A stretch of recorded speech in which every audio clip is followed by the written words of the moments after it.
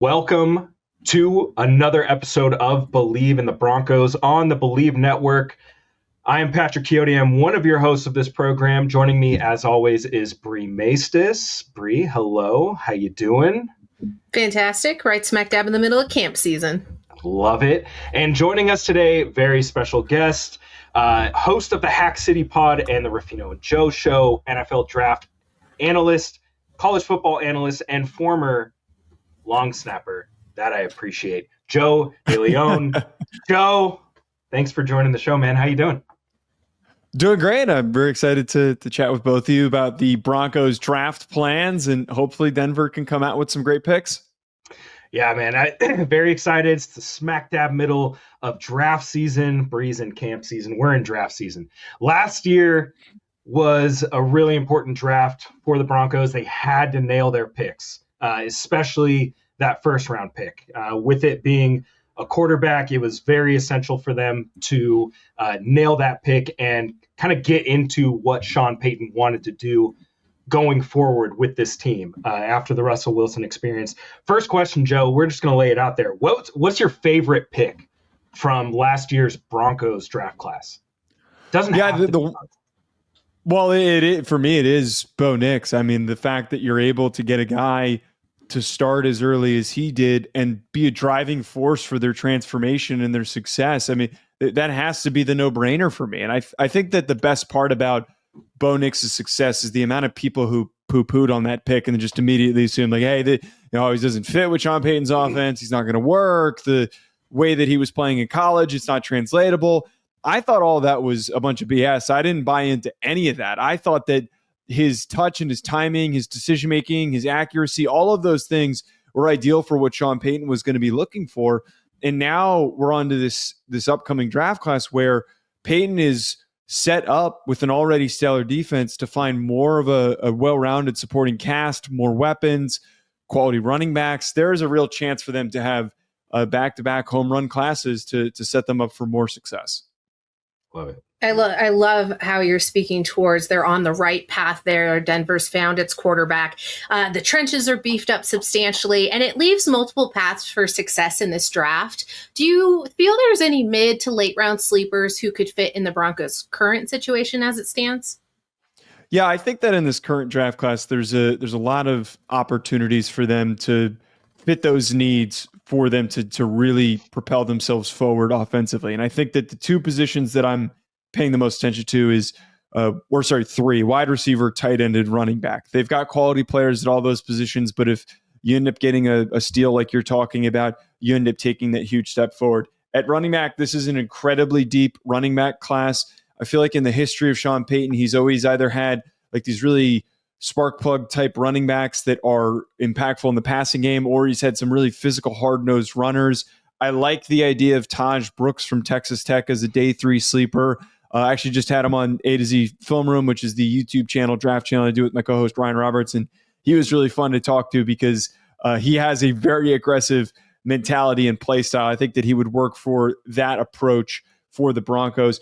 And I also think that somebody like Devin Neal from Kansas, who's got great vision and patience, navigates through rushing lanes really well, is a name to keep track of for the Broncos.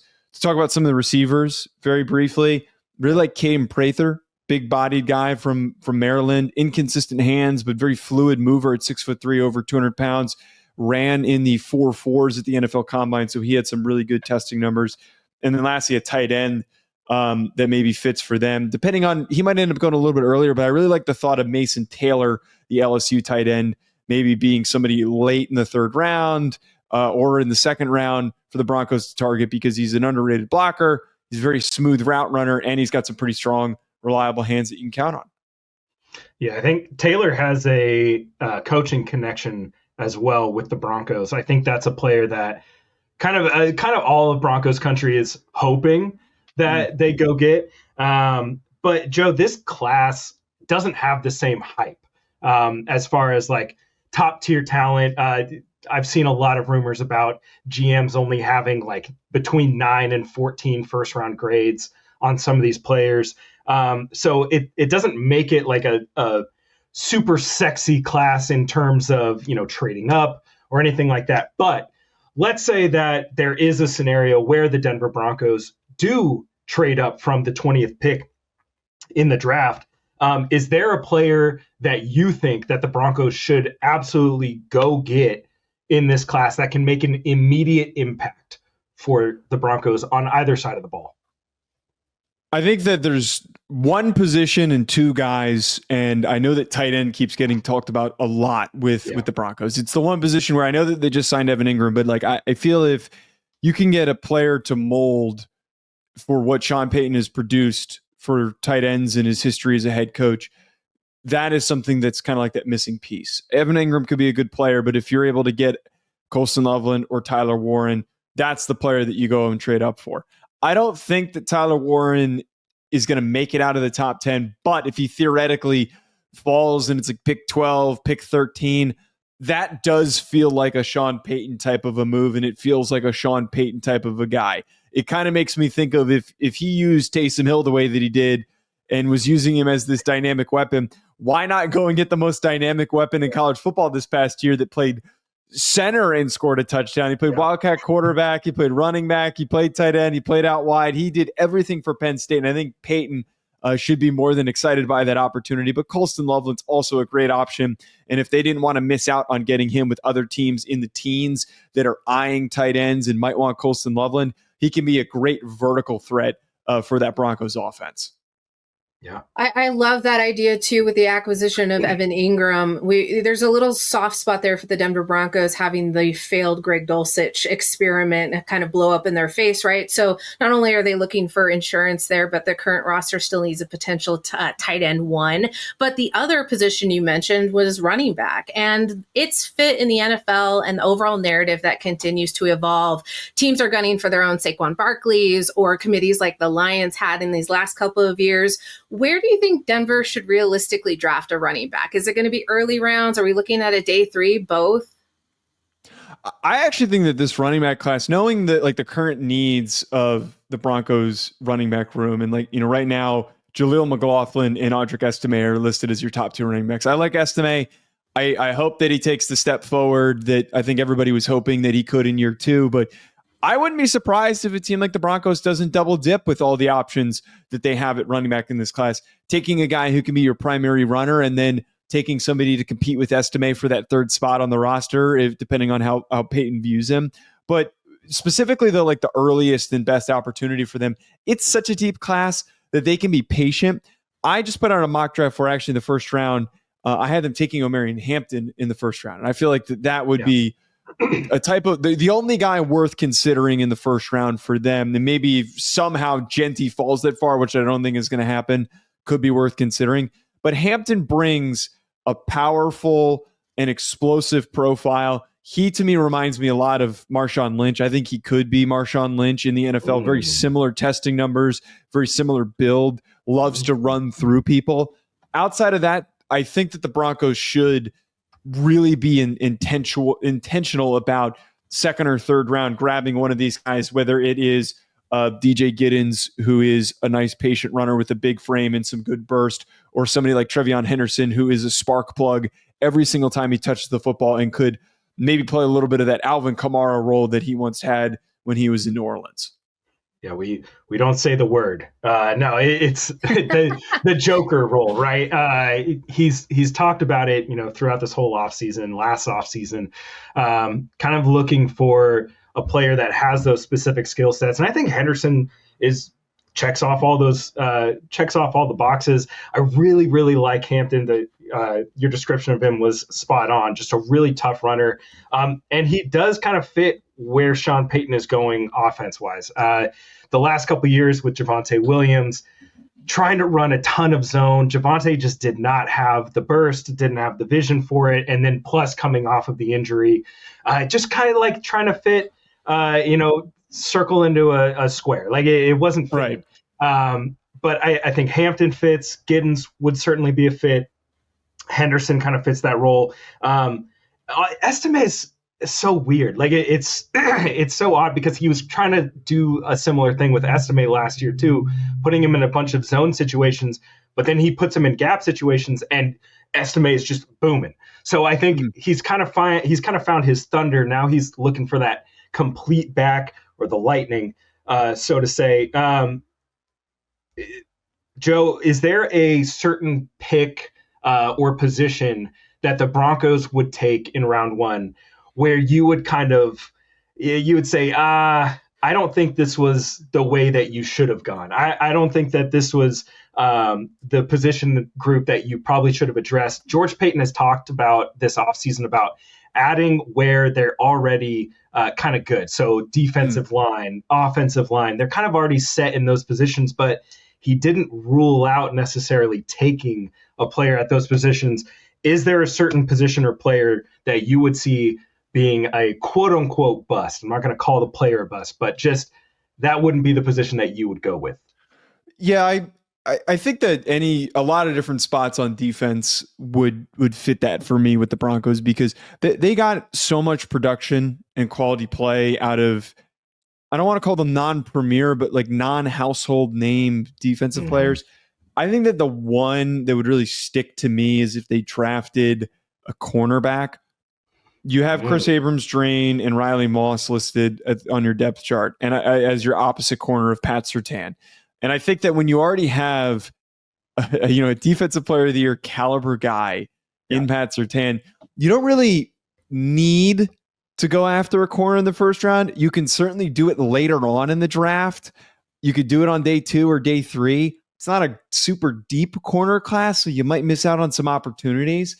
But I would think corner would probably be the one that sticks out to me, or at safety after you already invested money at signing Talanoa Hufanga. After signing him, I think that would be a little questionable if they drafted Malachi Starks or if they drafted Nick Emenwari, who are great football players, who any team would love to have them, but it just might feel a little odd after the financial investment this free agency.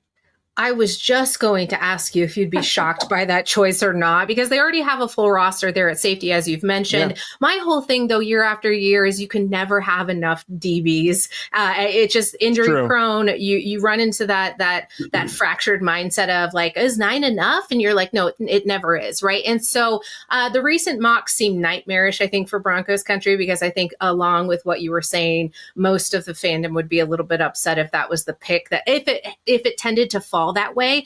But with Emenwari and his physical traits, I think I love a good story that has elite physical traits, a great story, whether or not they're from a lesser known school, a smaller minor conference. So regardless of whether this player or these players would end up on the Broncos, are there any prospects that are testing off the charts and rocketing up boards lately? Because we're just past the combine human stock show period. We're headed into the real nitty gritty of the draft season. Is there anyone that fits that bill for you?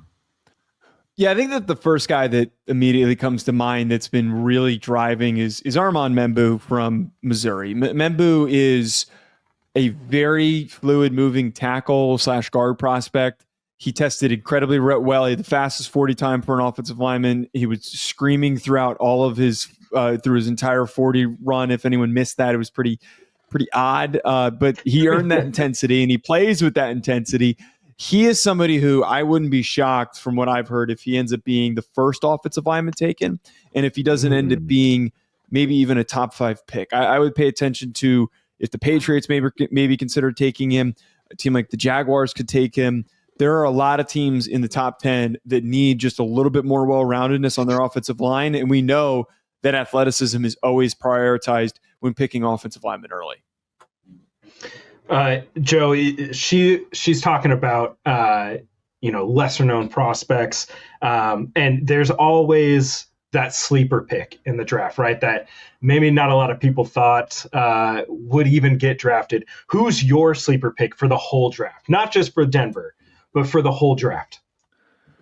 My guy that I keep pushing is Charles Grant from William & Mary. And I can't really call him a sleeper anymore because I think a lot of people know about him, but I like to claim his name because 2 years ago when I was doing work for a scouting agency, I had spotted his film when he was 270 pounds at William & Mary. And I had brought him to the table to recommend to agents.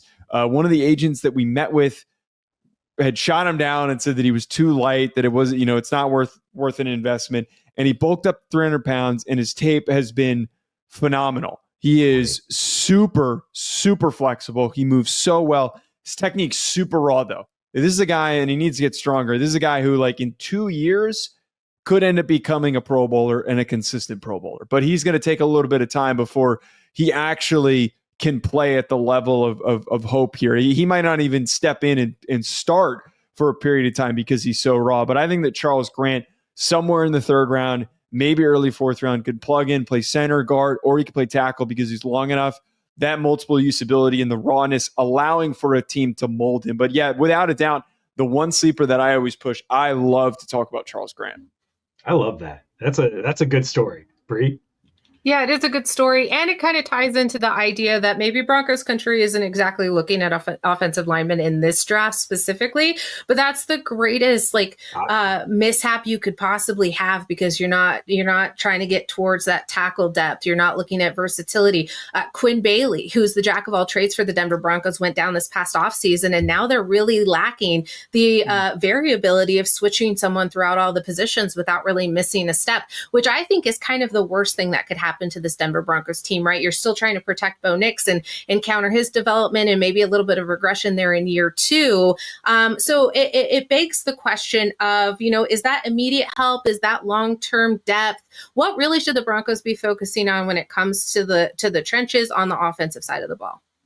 Yeah, I think that when you already have enough quality starters, and especially that you're doing so well at both tackle spots, you got McGlinchey and you've got Bowles at both tackle spots, that like you don't really need to reestablish a presence at both those positions. And I think that the overall floor of the group is tremendously high. They played at a very high level. I think that, as you were talking about there, is this draft class does present some options at the end of day 2, beginning of day 3, for a team like the Broncos to just grab players that have tools that they can develop and have rotate as backup players that have the upside to start once maybe somebody's contract is up if they want to have a cheaper option. So I think that within this class that there doesn't need to be so much of a focus on going after offensive linemen, but if they're really, really caught by somebody's traits or skills like a Charles Grant and they just want to stash them on the roster, they have the ability to do so. Unlike some other teams that desperately need offensive linemen to step in that would force Charles Grant to play sooner and then maybe ruin his development. Joe, defensive line, we're going to switch over on the trenches. Defensive line was a very big, strong suit for the Denver Broncos last year. Zach Allen had a fantastic year. John Franklin Myers coming over from New York, that was a fantastic move. Only cost him a 6th-round pick. If the Broncos were to go defensive line with their first pick, who's a prospect that you think fits the best with the Broncos around that 20 range? Yeah, I think that a couple of options are 2 that come to mind. Kenneth Grant, potentially from Michigan, big-bodied, 330-pound tackle, could start at nose for you right away. He's got really light feet, reminds me a lot of Dexter Lawrence. I know that it's like not like a super major big need for the Broncos, but like if they were just so blown away by his physical tools, like he moves at a ridiculous level for a big man of his size. And then the other, I really like projecting Derek Harmon for a lot of teams from Oregon because he's got a long frame, he's got good power, he's got good pad level, and he can play different schemes. He could play different positions. He could play a 1 tech. He could play head up as a nose. He could play as a 5 tech and a 3-4. So someone like him that you don't need to be scheme specific. I think that Derek Harmon is certainly worth consideration. I just feel overall though that like with how many good defensive tackles there are in this class, it would really just benefit the Broncos for waiting, going somewhere on day 2 or day 3. On day 3, you could end up getting a starting caliber guy. There's just that many good defensive linemen. I think it fits into kind of what you're saying there too, that there's a lot of in-betweeners as well. Maybe players don't fit so cleanly on the edge or in the interior. The Broncos pass rush obviously is in good sorts, but could they benefit from a player? We talked about versatility on the O-line. What about the D-line? Are there players that could fit that mold? Yeah, I think that in consideration, like having a designated pass rusher, and if we're talking like names that make sense in the first round, like I wouldn't be shocked, like a Donovan Ezeraku from Boston College. Really great hand usage, very explosive in short areas. Not a great run defender, So he didn't end up being like a super highly ranked edge player. But for a team specifically like the Broncos that are in this position where they've already got like a really good unit, but if they wanted to just have like a really specific designated pass rusher, he could make some sense. It's kind of like last year how Chop Robinson went to the Dolphins, where they had a good collection. They had a good collection of guys on their defensive line, but Robinson, not as great of a run defender. His athletics skill set is so exciting for that defense that it was worth taking the chance, bringing him into the fold, and he was decently productive this past year for the Dolphins.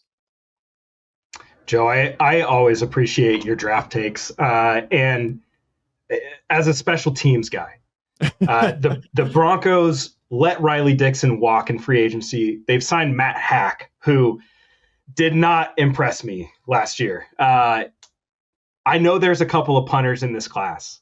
I'm not saying the Broncos should draft a punter, but I know there's a couple punters in this class. Give me your favorite punter. If you've watched any, if you've been paying attention, I gotta know, because there's one dude in mind, and I want to see if I'm on the right track. Okay, I haven't admittedly broken down any punting tape, but I have talked to some people about this one guy who I think has some potential. Jeremy Crawshaw, the Florida punter, who a lot of people think that he has the potential to be a good quality starting punter, but I am as a former long snapper, I'm very anti-drafting specialists, because a lot of times you'll find better players that are veterans that have gotten invited to camps that their third time around end up sticking with the team. A lot of times the guys that end up actually working are not always the players that are drafted. And you end up wasting capital on a player that you might end up cutting because you don't have depth. You can't draft a punter and think like, oh, maybe he can just sit on our bench if he's not ready to go or he's struggling a little bit. No, you have to cut that guy, and then you have to bring somebody else in. You have to bring in new competition. It's a whole process to find new specialists. So I'm anti-drafting.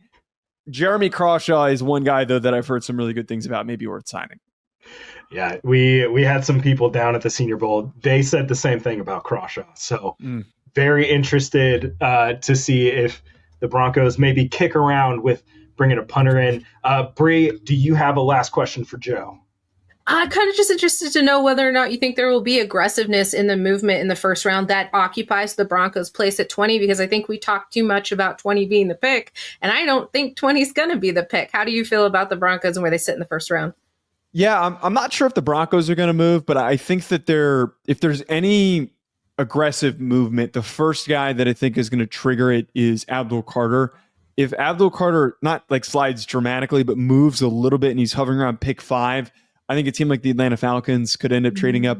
I think that the Houston Texans are a trade-up candidate as well, because they need an offensive lineman. They have to draft an offensive lineman. And if there's an early run on offensive line with scarcity at that position, they could be like in panic mode, like, oh my God, we have to go up and get somebody. Otherwise, we're going to miss out. We need just anybody at any spot on their offensive line to plug things. I think it would make sense, though, in that line, though, for the Broncos to maybe consider trading back if they're just looking to round out their roster, get more starting caliber players in a draft class that has a ton of day 2 depth. Yeah. Love it. Thank you. Joe DeLeone, thank you so much. Tell the people where they can find your work. Yeah, catch me on X at Joe DeLeone, and then be sure to check out the A to Z Sports Film Room channel with me and my co-host Ryan Roberts, where we are doing our position rankings right now. We have a lot of great scouting reports on first-round prospects, and on draft night, we'll be dropping some instant reactions to some of the most interesting picks. It was great getting to catch up with both of you. Yeah. I'm so glad that we got to do this, and let's try to connect after the draft, and hopefully the Broncos have a good class. Absolutely. Thank you. For Bri, I'm Patrick Chiotti. This has been Bleav in the Broncos. Thanks so much, everybody. We'll see you next time.